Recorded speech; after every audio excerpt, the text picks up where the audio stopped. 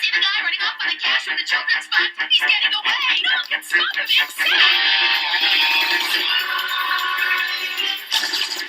Hello everyone! I have been wanting to make a Legends video for a long time, but I didn't know really what to make it about since there are so many reviews out there for different figures. So I thought I'd do something a bit different. I would show you how I put together my basic Spider-Man display. I thought it would give us a fun chance to go over some of my favourite figures.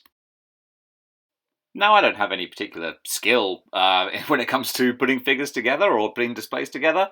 It's just something I enjoy doing. So I figured, why not share this with the world? And what better way to start than with Adrian Toombs' The Vulture, one of the newest additions to the collection. And he's one that I'm a big fan of. I think the head sculpt with the rather gross liver spots looks terrific.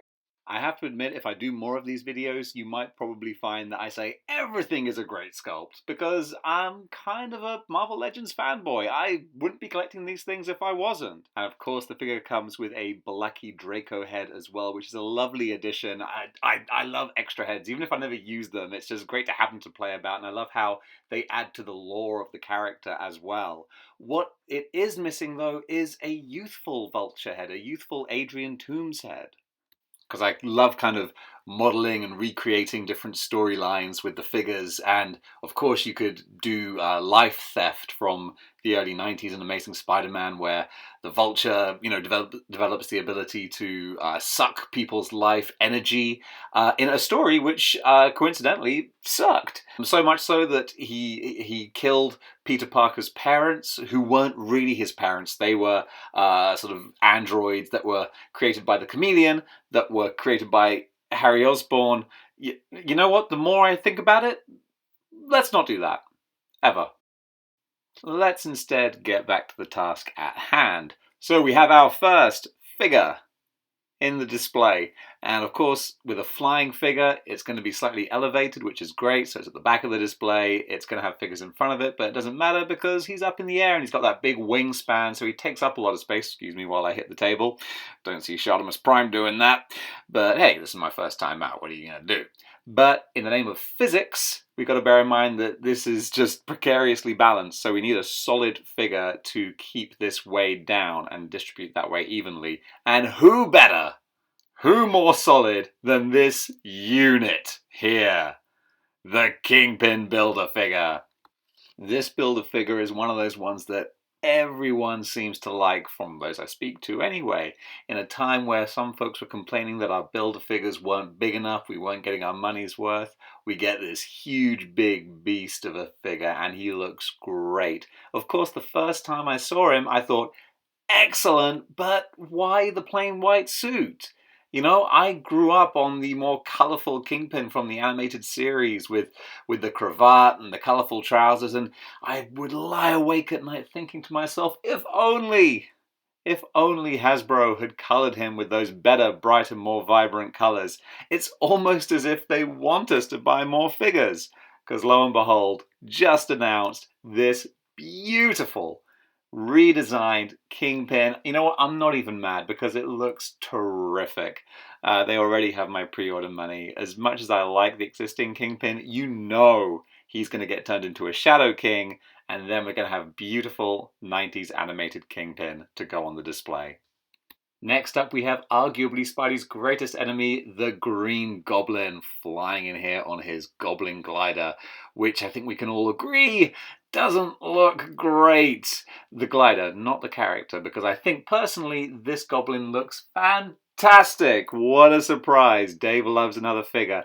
But I think the head sculpt on this is terrific. I love the menacing grin, the bright yellow eyes, and I love how his hood comes down over the face, giving it just this great sort of medieval sort of look, which I know is not classic Green Goblin, which I understand a lot of people kind of lament, especially sort of with the chainmail looking scales as well. It's not what people want for their golden age sort of vintage Goblin, but rumour has it that Hasbro are going to be re-releasing the character redesigned in that golden age format, so I think that's going to make a lot of people very happy. And next up, we're going to keep it vintage with the very vintage Kraven the Hunter. from the Spider-Man 2-pack. This was a figure that I was very happy to see released because I got onto the Marvel Legends train just a little bit too late to get the one that came out previously with the more modern look with the skull knee pads and the different sort of sculpt, which I actually am a big fan of. I like that more modern take on the character, but considering that's part of the Rhino Build-A-Figure wave, I knew that I was not going to get that for love nor money. So I was very happy to see this classic-looking Kraven come out, and he does look great. I love the maniacal expression on his face, the leopard print leggings, which are just so wonderfully 60s, just harkens back to Stan Lee and Jack Kirby at that real kind of vintage age. So he's terrific. Not easy to stand in very dynamic poses. For whatever reason, they sculpted him in this weird sort of sideways, leaning forward kind of pose, which is he looks great in the box, but it's not easy to keep him stood up, which is why the spear really comes in handy as well. You can use that as kind of a tripod effect to make sure that he doesn't go toppling over and causing all the other figures to fall like dominoes. Now the next figure I'm going to place below on the surface itself. And this figure is kind of a beast. You wonder where the beef is? It's the Rhino Build-A-Figure. Yeah, that's right. It's the Rhino. Now, of course, this is the bath that everyone...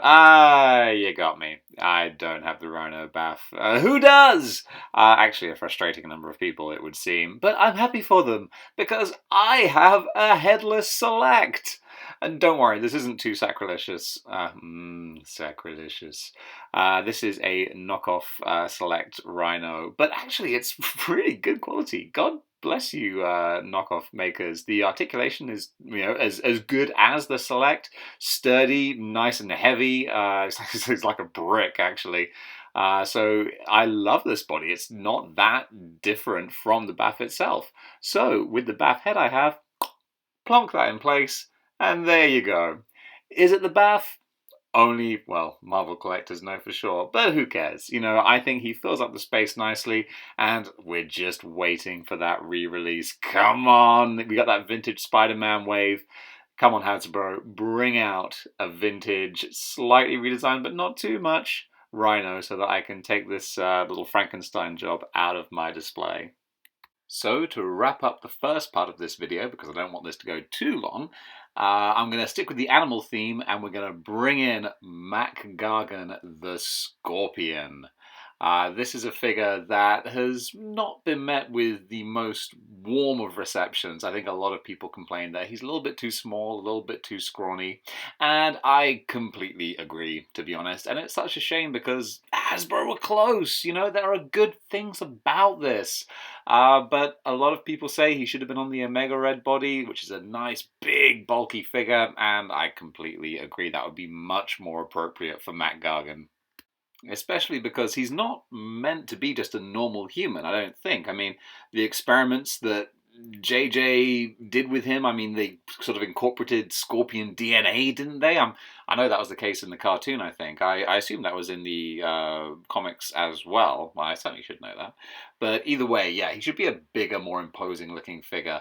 On the plus side, though, comic accuracy, besides the size, is great. They got the lines in the body, and the head is a big bone of contention, and I understand that with the face mask. The face mask is comic accurate, but I'd never actually liked that look because it doesn't really make sense. What's happening with the face? Does the mask include his lips as well? Is it a lip mask that comes over that, or does he paint his lower face and lips green? Why does it look like that? I need things to make sense. So I agree that a lot of people have painted the lower half of the face and it looks really good. So I understand that, that's a way to go, and I totally would sign off on that. If I had the skills, I would totally do that as well. But really, Hasbro missed the boat on that. They should have given us another head. But at least we can all be happy that we didn't get the horrible, overly complex redesign that John either way, that John came up with for the Spider-Man relaunch. I think that's a reason why I love the Clone Saga so much, because what came after it was awful. Thank goodness we don't have to reference that anymore. So, having just alienated a whole bunch of people with that last comment, I think it's probably time to wrap this up. So, thank you very much for watching. There's still a whole lot of other figures to add, but we're going to space this out a little bit. Don't want to bombard you with my crazy ramblings. So, if you enjoyed this, then yeah, let me know. Leave a little comment, and there'll be a whole lot more to add as we go on. So, I look forward to doing more videos, and I hope that you enjoy watching them. All right, have fun with your legends.